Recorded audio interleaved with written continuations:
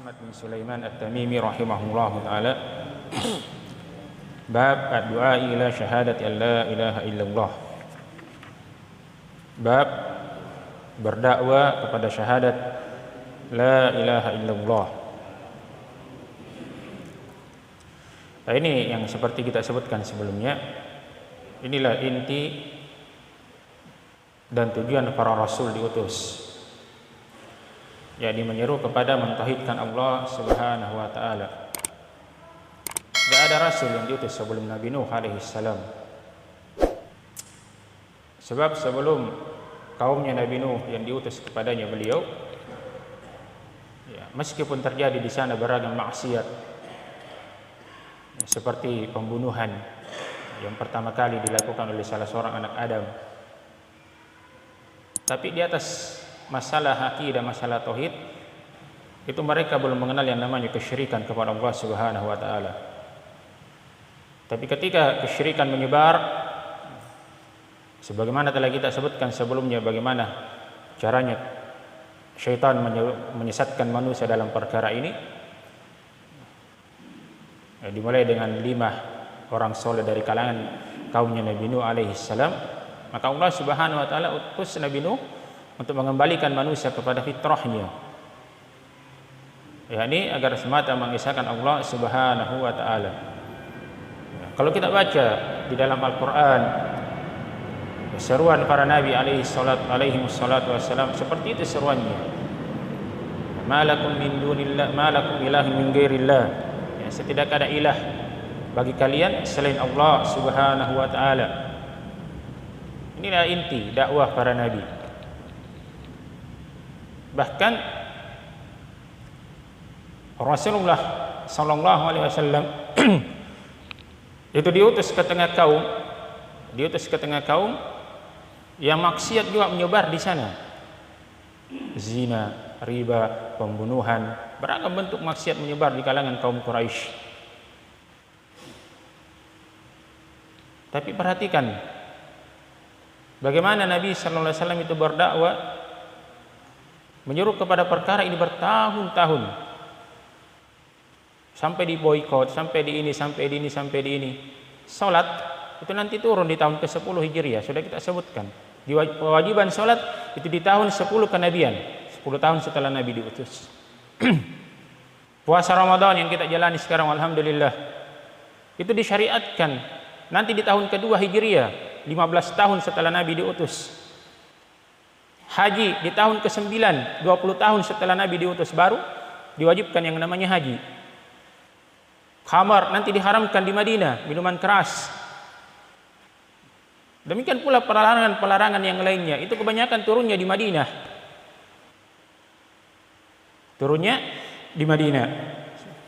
Sebab itulah pondasi yang diletakkan oleh Rasulullah sallallahu alaihi wasallam. Diletakkan pondasi keimanan kepada Allah Subhanahu wa taala, mentauhidkan Allah Subhanahu wa taala. Jadi ketika perintah itu turun, larangan itu turun, para sahabat tidak pernah merasa berat. Tidak ada istilah kata tapi di tengah mereka. Turun perintah larangan khamar, para sahabat yang sementara masih minum, sebab khamar itu punya 3 tingkatan, dibolehkan. Kemudian setelah itu disebutkan ada manfaatnya tapi mudaratnya lebih jelek, belum dilarang. Begitu turun pelarangan khamar, para sahabat masih sementara minum di pasar-pasar Madinah. Begitu turun perintah ini, larangan ini, tidak ada di antara mereka palak busikirong, tak kalam di tanganku, tidak ada, langsung dilempar, ditumpahkan seluruh gentong-gentong yang berisi khamar di tengah Madinah. Sampai kata para sahabat, saking banyaknya yang ditumpahkan, jalanan-jalanan di kota Madinah itu bau minuman keras. Mantap keimanan itu di dalam hati mereka. Ketika turun perintah hijab kepada kaum perempuan yang tidak memiliki, tidak ada istilah, saya tidak ada kain, tidak ada istilah seperti itu bagi mereka. Begitu turun perintah hijab, ya ayyuhan nabi qul li azwajika wa banatika wa nisa'il mu'minin dan seterusnya, mereka merobek kain mereka apalagi spray mereka dirobek, gorden mereka dirobek, langsung ditutupkan ke badan mereka. Tidak ada istilah tunggu-tunggu. Sebab keimanan itu setelah menetap di dalam hati mereka. Nah, inilah para sahabat yang kita diperintahkan untuk menjadikan mereka sebagai contoh, sebagai teladan. Maka seperti inilah dakwah para nabi. Dakwah yang paling pertama mereka lakukan itu memantapkan akidah mereka. Sebab kalau tauhidnya benar, akidahnya benar, yakin dan pasti yang lain pasti benar. Kalau benar-benar tauhidnya benar, akidahnya, yang lain pasti benar. Yang lain pasti benar. Sebab ya seperti kita sebutkan, di antara pengaruh tauhid yang benar itu muraqabatullah, selalu merasa diawasi oleh Allah Subhanahu wa taala. Kemudian beliau menyebutkan di sini satu ayat dan dua hadis. Yang pertama, firman Allah Subhanahu wa taala di dalam surah Yusuf, "Qul hadhihi sabili ad'u ila Allah ala basirah ana wa man ittaba'ani wa subhanallahi wa ma ana minal musyrikin." Ya, katakanlah wahai Muhammad, inilah jalanku. Saya menyeru kepada Allah Subhanahu wa taala di atas basirah. Begitu pula orang-orang yang mengikuti saya, dan maha suci Allah Subhanahu wa taala, dan saya tidak termasuk dari orang-orang yang melakukan kesyirikan. Dakwah itu harus tegak, satu, di atas basirah, di atas ilmu. Al-Bukhari rahimahullah taala menyebutkan al-ilmu qabla al-qawli wal amal. Ilmu didahulukan sebelum berucap dan berbuat. Itu yang pertama, dia harus tegak di atas basirah, di atas ilmu yang jelas. Kemudian yang kedua, dia harus menyeru kepada Allah Subhanahu wa taala. Inilah titik keikhlasan. Nah, ini perkara yang berat. Sebab ada orang dia menyeru betul, menyeru kepada kebenaran, yang dia sampaikan itu sesuatu yang benar. Tapi dia tidak menyeru kepada Allah, dia menyeru kepada dirinya sendiri, agar orang mengikuti dirinya. Dia menyeru kepada kelompoknya, dia menyeru kepada organisasinya. Gimana tolak ukurnya? Ya dia tidak suka kalau orang lain mendapatkan hidayah dari orang yang bukan dari kelompoknya. Adapun orang yang ikhlas, terserah dari manapun hidayah itu datang, dia akan senang ketika melihat saudaranya hadir di masjid. Dia akan senang ketika saudaranya meninggalkan maksiat. Dia akan senang ketika saudaranya meninggalkan yang namanya kesyirikan. Tidak peduli dari manapun dia dapatkan ilmu itu. Itu orang yang ikhlas. Nah, inilah Rasulullah SAW, seperti ini dakwahnya.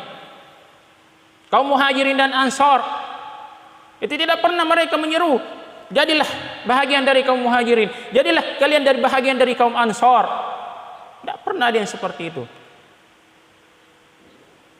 Padahal Muhajirin dan Ansar ini penamaan yang terpuji, disebutkan di dalam Al-Quran. Bahkan Nabi SAW menyebutkan hubbul ansar minal iman.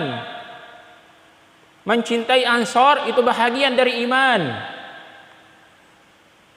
Tapi lihat, yang juga jadi masalah, kebanyakan kaum, termasuk kaum muslimin, ketika terjadi perselisihan di antara kaum Muhajirin dan kaum Ansar, pernah terjadi perselisihan sampai bertengkar. Waktu itu orang Muhajirin mengatakan ya lal Muhajirin, orang Ansar mengatakan ya lal Ansar, pakai lam, ini lam isti'anah namanya. Wahai orang-orang Muhajirin tolong, wahai orang-orang Ansar tolong. Marah Nabi, merah muka beliau, naik suaranya. Itu cirinya Nabi kalau marah. Beliau langsung bersabda dalam keadaan beliau marah dengan suara yang keras. Abi da'awal jahiliyati wa ana baina adhurikum da'uha fa innaha muntinah. Apakah ada seruan-seruan jahiliyah? Lihat, padahal orang ini nyeru Ansar, nyeru Muhajirin. Berarti Muhajirin Ansar panggilan yang terpuji. Tapi ketika mereka menyeru ke kelompok mereka, Nabi marahnya luar biasa. Apakah seruan-seruan jahiliyah kalian lantungkan sementara saya ada di tengah kalian? Disebut seruan jahiliyah. Tinggalkan semua perkara itu. fa innaha muntina, karena itu perkara yang menjijikkan, sampah. Seperti inilah dakwanya para nabi alaihi salatu wassalam. Mereka tidak menyeru kepada kelompoknya, tidak menyeru kepada golongan sendiri, mereka menyeru kepada Allah Subhanahu wa taala. Tidak terikat dengan apapun. Tidak terikat dengan apapun. Mereka hanya mengikat diri mereka dengan berdakwah ke jalan Allah Subhanahu wa taala. Dengan dari siapapun dia orang itu mendapatkan hidayah, tidak peduli. Dia senang, gembira saudaranya dapat hidayah. Kemudian setelah itu, nah di dalam jalan dakwah tersebut, jalan dakwah Nabi SAW tersebut senantiasa mengesahkan Allah Subhanahu wa taala. Wa subhanallah, dan maha suci Allah Subhanahu wa taala dari segala bentuk kesyirikan, dari segala bentuk kekurangan, dari segala bentuk aib yang tidak layak dan pantas untuk Allah Subhanahu wa taala. Disucikan Allah. Dipertegas lagi, wa ma ana minal musyrikin. Dan saya tidak termasuk orang-orang yang melakukan kesyirikan kepada Allah Subhanahu wa taala. Dipertegas. Lihat juga di dalam akhir surah Al-Kahfi, faman kana yarju liqa'a rabbih falyamal amalan shalih wa la yusyrik bi ibadati rabbih ahada. Barang siapa yang menghendaki menginginkan perjumpaan dengan Rabb-nya, maka hendaklah dia melakukan amalan soleh. Dikatakan amalan soleh itu sebenarnya sudah cukup. Sebab dikatakan soleh, kalau soleh niatnya, soleh caranya. Kata Fudail ibn Iyad rahimahullah ta'ala ketika boleh ditanya tentang firman Allah Subhanahu wa ta'ala di dalam surah Al-Mulk, liyabluwakum ayyukum ahsanu amala. Agar Allah Subhanahu wa ta'ala menguji siapa di antara kalian yang terbaik amalannya. Ditanya kepada beliau, apa maksudnya? Wahai Abu Ali, panggilan beliau. Fudail ibn Iyad rahimahullah, mantan perampok yang jadi ulama besar. Karena hanya mendengar satu ayat dari Allah dibacakan. Jadi beliau itu perampok. Kalau orang mau lewat di gurun, itu mereka pikir 1000 kali. Woi, jangan sekarang. Kenapa? Ada Fudail di sana. Jangan sekarang. Takut mereka semua. Perampok besar terkenal di zamannya beliau. Nah, suatu malam, ya tapi dia takut kepada Allah pada sebenarnya. Cuman ya itu tadi syahwat, ya godaan syaitan. Suatu malam dia memanjat sebuah rumah. Memanjat rumah, mau merampok ceritanya ini. Mau merampok. Penghuni rumah itu sedang membaca satu ayat. Alam ya'ni lilladzina amanu an takhsha'a qulubuhum li dzikrillahi wa ma nazzala minal haqq wa la yakunu sampai seterusnya. Belumkah tiba masanya bagi mereka yang takut kepada Allah Subhanahu wa taala untuk segera mengingat Allah Subhanahu wa taala. Ini saja ayat yang didengar, satu ayat ini. Beliau langsung lemas, duduk dan menangis dan mengatakan, sekaranglah saatnya ya Allah. Beliau bertobat. Fudail ibn Iyad. Jadi sejelek apapun manusia, selama dia masih belum meninggal, itu ada kesempatan bagi dia untuk bertobat. Seburuk apapun, tidak ada yang bisa jamin jamaah. Kita yang sekarang berada di masjid ini akan meninggal di atas Islam. Tidak ada yang bisa jamin. Dan tidak ada yang bisa jamin siapa manusia yang paling menjengkelkan sekarang. Mantan Presiden Amerika misalnya Donald Trump. Tidak ada yang bisa jamin. Mungkin dia yang masuk ke dalam surga meninggal di atas keislaman. Tidak ada yang bisa jamin. Maka di antara doa Nabi, di antara doanya Imam Ahmad yang terkenal, Allahumma amitna alal islami was sunnah. Ya Allah, wafatkan kami di atas Islam dan di atas sunnah Rasulullah. Sebab tidak ada yang bisa jamin akhirnya kita ini seperti apa. Fudail ibn Iyad ketika ditanya, beliau mengatakan yang terbaik itu adalah akhlasuhu wa aswabuhu, yang paling ikhlasnya dan yang paling benarnya. Ditanya lagi, yang mana maksudnya ikhlas dan aswab? Kata beliau, akhlasuhu ma kana lillah, yang paling ikhlasnya itu apa yang hanya untuk Allah Subhanahu wa taala. Wa aswabuhu, yang paling benarnya, maka ala sunnah, itu apa yang ada di atas sunnah Nabi sallallahu alaihi wasallam. Tapi di akhir surah Al-Kahfi itu tadi, setelah disebutkan falyamal amalan shalihan, ditambih, diingatkan lagi, wala yusyrik bi ibadati rabbih ahada, dan jangan sekali-sekali dia melakukan kesyirikan dalam beribadah kepada Rabbnya. Kenapa? Sebab telah berlalu bersama kita pembahasannya, dosa kesyirikan kalau dia meninggal dalam keadaan tidak bertobat, tidak ada ampun baginya, tidak ada ampun. Dan kalimat la ilaha illallah ini kita harus sering-sering memperbaharui keimanan kita, banyak berzikir kepada Allah Subhanahu wa taala, sebab seseorang itu akan diwafatkan di atas kebiasaannya. Seseorang itu akan diwafatkan di atas kebiasaannya. Kalau dia terbiasa berbuat kebaikan, terbiasa berzikir kepada Allah Subhanahu wa taala, maka harapan kita besar, kita akan diwafatkan di atas perkara tersebut. Ada sebuah kisah yang disebutkan oleh Syekh Abdul Razak. Jadi ada seorang orang tua, sudah tua, rentah. Itu dia selalu hadir di Masjid Nabawi. Tapi beliau saking tuanya, beliau tidak bisa membaca Al-Qur'an. Dia bisa membaca Al-Quran. Yang beliau ketahui itu cuma apa yang beliau pakai untuk sholat. Tapi beliau senang dengan bacaan Al-Quran. Maka setiap hari di Masjid Nabawi itu beliau selalu berkata kepada orang yang datang, bacakan kepada saya Al-Quran, sungguh saya senang mendengarnya. Bacakan kepada saya Al-Quran. Setiap hari orang yang berbeda datang, dia minta, orang berbeda dia minta dibacakan.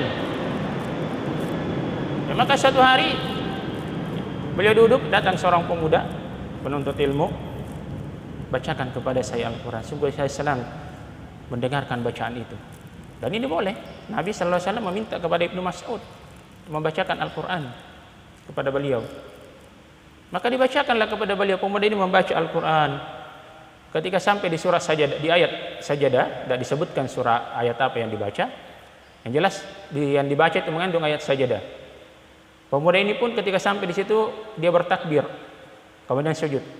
Yang mendengar ini kan disyariatkan. Kalau yang membaca sujud, yang mendengar pun ikut sujud. Kalau dia dengar. Selesai dia bangkit, orang tua ini tidak bangun. Pemuda ini bilang, ini mungkin lagi khusyuk berdoa. Bangkit lama, ditunggu, dipanggil. Ternyata orang tua ini sudah meninggal. Meninggal di atas ketaatan kepada Allah Subhanahu wa taala. Meninggal di atas kebiasaannya. Maka jangan lalaikan zikir kepada Allah Subhanahu wa taala.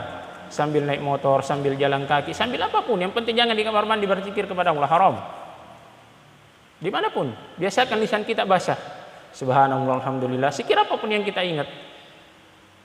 Atau kita mengulang Al-Fatihah. Kalau Al-Fatihah saja yang kita hafal sama Al-Ikhlas, itu saja yang kita ulang-ulang terus. Naik motor misalnya dari sini sampai ke Bosowa, itu Al-Fatihah bisa selesai berapa kali itu? Satu ayat ganjarannya 10. Begitu pula ibu-ibunya. Sambil masak, sambil kerja ikan, subhanallah, alhamdulillah, astagfirullah. Basahi lisan kita dengan zikir. Biasakan. Nah, kita berharap Allah Subhanahu wa taala mewafatkan kita di atas kebiasaan kita. Kemudian kita bacakan hadis. Saya baca saja terjemahnya. Kemudian kata beliau dari Ibnu Abbas, dari Rasulullah sallallahu alaihi wasallam, bahwasanya beliau mengutus Mu'adz bin Jabal radhiyallahu taala anhu ke Yaman. Mu'adz bin Jabal pemimpin para ulama di hari kemudian, pemimpinnya para ulama. Kata Nabi sallallahu alaihi wasallam, yang paling tahu dari umatku yang tentang perkara halal dan haram itu Mu'adz bin Jabal, padahal beliau meninggal di usia yang sangat muda. Saya tidak salah ingat di umur 34 tahun. Nah, kita ini sudah lewat semua. Mu'adz bin Jabal, kata Rasulullah sallallahu alaihi wasallam, kana Mu'adzun bu'itha yaumal qiyamati amamal ulama amamal fuqaha biradwah. Atau kama qala Nabi sallallahu alaihi wasallam, Mu'adz bin Jabal itu akan dibangkitkan di hari kiamat di depan para fuqaha sepelemparan batu. Beliau paling depan, pegang bendera, pemimpin para ulama. Mu'adz bin Jabal radhiyallahu taala anhu. Lihat, ini yang diutus oleh Nabi sallallahu alaihi wasallam, menunjukkan kepada kita bahwasanya orang yang diutus itu orang yang betul-betul paham. Kalau ada sebuah utusan, itu yang betul-betul memahami perkara, tahu seluk-beluknya. Ketika Nabi sallallahu alaihi wasallam mengutus ke Madinah dai, bukan orang sembarang juga yang diutus. Yang diutus adalah pemegang bendera di perang Uhud, Mus'ab bin Umair radhiyallahu taala anhu. Ya, pemuda yang di Mekah, pemuda yang paling parlente, paling necis, paling bagus pakaiannya, pokoknya paling bergaya di masa jahiliyah. Masuk Islam, diboikot oleh orang tuanya, tidak diakui oleh orang tuanya, hijrah ke Madinah, jadi utusan, kemudian hijrah ke Madinah. Beliau paling pertama ke Madinah. Meninggal dalam keadaan pakaian yang beliau dikenakan itu tidak cukup untuk menutupi seluruh badannya. Ditutup kepalanya, kelihatan kakinya, ditutup kakinya, kelihatan kepalanya. Syahid di perang Uhud. Maka beliau dikafani, ditutup kepalanya, kakinya ditutup dengan rumput. Tapi itulah kematian yang paling indah bagi Mus'ab bin Umair radhiyallahu taala anhu. Nabi sallallahu alaihi wasallam berpesan kepada Muaz bin Jabal, sesungguhnya engkau akan mendatangi satu kaum dari ahli kitab. Karena yang didatangi adalah ahli kitab yang punya ilmu, punya kitab. Maka yang diutus adalah orang yang paling berilmu dari kalangan para sahabat, di antara yang paling berilmu di kalangan para sahabat. Supaya kalau digeyaki, dia punya hujah, dia punya bantahan, dia punya alasan, dia punya balasan, dia punya penjelasan. Kata beliau, kau akan mendatangi kaum dari ahli kitab. Maka hendaklah yang paling pertama engkau serukan kepada mereka agar mereka bersyahadat la ilaha illallah. Tidak ada ilah yang berhak disembah selain Allah. Padahal orang Nasara, orang Yahudi, agamanya orang Nasara, agama yang kebanyakan di negeri Yaman pada saat itu mengakui Allah Subhanahu wa taala ada. Mereka menyembah kepada Allah Subhanahu wa taala. Tapi meyakini Nabi Isa anak Allah Subhanahu wa taala. Maka disuruh ini dulu, perkara ini dulu.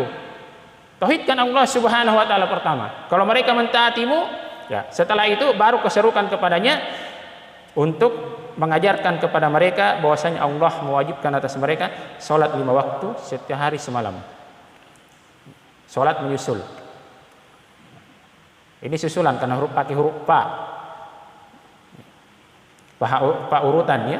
Kemudian jika mereka mentaati perkara tersebut, maka katakan kepada mereka, ajarkan kepada mereka bahwasanya Allah mewajibkan atas mereka zakat yang diambil dari orang-orang kayanya mereka untuk diserahkan kepada orang miskinnya mereka. Ini zakat. Kemudian setelah itu Rasulullah SAW memberi peringatan kepada Mu'adz. Nasihat yang luar biasa. Kata beliau sallallahu alaihi wasallam, fa iyyaka wa qara'imi amwalihim. Hati-hati kalian engkau dari mengambil harta yang paling bagusnya di antara mereka. Jadi zakat itu, kalau misalnya dia zakat ternak misalnya, tidak diambil dari yang paling bagus, tidak pula yang paling jelek, diambil yang tengah-tengah. Hati-hati, jangan ambil harta mereka yang paling bagus. Kalau mereka membayar zakat, misalnya dia punya 10 ekor onta, harus keluar misalnya zakatnya 1, jangan ambil yang paling bagusnya, ambil yang tengah-tengah. Wattaqi da'watal mazlum, hati-hati engkau dari doanya orang yang dizalimi. Doanya orang yang dizalimi. Fa innahu laisa bainaha wa bainallahi hijab, karena antara doa orang yang dizalimi itu tidak ada pembatas, tidak ada perantara, tidak ada penghalang antara dia dengan Allah Subhanahu wa taala, langsung dikabulkan. Ini doa orang yang dizalimi. Bahaya. Jadi hati-hati dalam menzalimi orang. Jadi tapi kalau kita ditolimi, jangan doakan kejelekan terhadap orang yang ditolimi, doakan kebaikan. Doakan kebaikan. Ya Allah, berikanlah dia hidayah, jadikan dia saudara saya, masukkan kami ke dalam surga. Doa yang seperti itu yang bagus. Itu diantara doa untuk keikhlasan. Kemudian antara akhir hadis yang disebutkan dari Sahal bin Sa'ad As-Sa'idi radhiyallahu taala anhu, beliau mengatakan bahwasanya pada hari perang Khaybar, Rasulullah sallallahu alaihi wasallam bersabda, saya akan memberikan bendera ini, ya, bendera pemimpin pasukan, kepada seorang laki-laki yang mencintai Allah dan Rasulnya, dan Allah dan Rasulnya cinta juga kepada dia. Sifat yang luar biasa. Yaftahu, Allah Subhanahu wa taala akan membawa kemenangan melalui tangannya. Ini sifatnya, cinta kepada Allah dan Rasulnya, dan dicintai oleh Allah dan Rasulnya. Maka manusia pun bermalam dalam keadaan mereka saling berdiskusi, siapa yang mau diberi ini. Sampai Umar bin Khattab radhiyallahu taala anhu mengatakan, belum pernah saya menginginkan kepemimpinan kecuali pada malam hari itu. Itu saja. Saya tidak suka ini, tapi malam itu pokoknya saya harus dapat ini bendera. Lihat sifatnya, Pak. Siapa yang tidak mau? Cinta kepada Allah dan Rasulnya dan dicintai oleh Allah dan Rasulnya. Kata Umar, pokoknya saya harus dapat ini bendera. Tidak boleh yang lain. Saya belum pernah menginginkan kepemimpinan kecuali malam itu. Maka ketika di waktu pagi, berkumpullah para sahabat, semua masih menonjolkan kepalanya supaya dipilih oleh Nabi sallallahu alaihi wasallam, memperlihatkan dirinya. Kemudian Rasulullah bersabda, "Mana Ali bin Abi Thalib?" Dicari, beliau cari menantunya sekaligus sepupu. Maka dikatakan kepada beliau, Ali bin Abi Thalib lagi sakit mata. Maka diutus dipanggil Ali bin Abi Thalib. Setelah itu beliau meludahi kedua mata Ali bin Abi Thalib. Dan ini untuk Nabi, ya. Jangan nanti datang kepada orang yang dianggap soleh, sakit mata, ludahi mata saya. Tidak ada yang seperti itu. Ini khusus untuk Nabi. Al-Imam Asy-Syatibi rahimahullah ta'ala menukil ijma' kesepakatan para sahabat, perkara seperti ini hanya khusus untuk Nabi, tidak selainnya. Tidak ada ceritanya orang pernah datang ke Abu Bakar, Umar, Utsman, Ali dan selainnya untuk meminta diludahi matanya kalau sakit. Ini khusus untuk Nabi. Begitu diludahi oleh Nabi langsung sembuh matanya. Kalau ludah kita kan bau, kalau ludahnya Nabi itu harum. Langsung sembuh kedua matanya. Kemudian beliau berpesan kepada Ali bin Abi Thalib diberi bendera. Kemudian beliau berpesan kepada Ali bin Abi Thalib, berjalanlah dengan lembut, dengan tenang, sampai engkau tiba di tanah lapang di depan benteng Khaybar. Nah, ini Khaybar sudah dikepung berhari-hari, belum takluk juga. Kemudian setelah itu seru mereka untuk masuk ke dalam Islam. Lihat, ini lagi yang pertama, tidak langsung diperangi, diseru dulu. Ajak mereka masuk ke dalam Islam. Dan kabarkan kepada mereka apa yang diwajibkan kepada mereka pada hak-hak Allah Subhanahu wa taala. Kemudian beliau bersabda, demi Allah Subhanahu wa taala, jika Allah Subhanahu wa taala memberi petunjuk kepada seseorang melalui tanganmu, mesti kita jadi sebab orang dapat hidayah masuk ke dalam Islam. Maka itu kata Rasulullah sallallahu alaihi wasallam, khairul laka min humrin ni'am. Itu jauh lebih baik bagimu daripada unta merah. Unta merah itu lambang kekayaan di zaman di orang-orang Arab. Kalau sudah punya unta merah itu sudah luar biasa kaya, tidak tertandingi. Kata Nabi sallallahu alaihi wasallam, kalau kau bisa memberi hidayah, Allah beri hidayah melalui kedatanganmu seseorang, maka itu jauh lebih baik bagimu daripada engkau memiliki unta merah. Nah, ini sekedar pendekatan, kata An-Nawawi rahimahullah taala, ini pendekatan saja. Karena sedikit dari dunia, sedikit dari akhirat, itu jauh lebih baik daripada dunia dan seluruh isinya. Ini sekedar pemisalan betapa bernilainya yang namanya dakwah kepada Allah Subhanahu wa taala menjadi sebab orang dapat hidayah. Selesai hadisnya, intinya bahwasanya dakwah para nabi dan diikuti oleh para sahabat itu adalah yang paling pertama mereka lakukan adalah memantapkan akidah di tengah kaum muslimin. Memperbaiki keyakinan-keyakinan yang ada di tengah masyarakat. Seluruh nabi dan rasul Allah Subhanahu wa taala yang diutus itu inti dakwah mereka, dan dakwah yang paling pertama mereka sampaikan. Ini masih pengantar, ya. Masih ada satu tafsir tauhid, setelah itu baru masuk di antara contoh-contoh kesyirikan seperti memakai gelang untuk menolak bahaya, dengan tujuan menolak bahaya. Insyaallah taala di pertemuan berikutnya. Alhamdulillah. Subhanakallahumma wa bihamdika asyhadu an la ilaha illa anta astaghfiruka wa atubu ilaik. Assalamualaikum warahmatullahi wabarakatuh.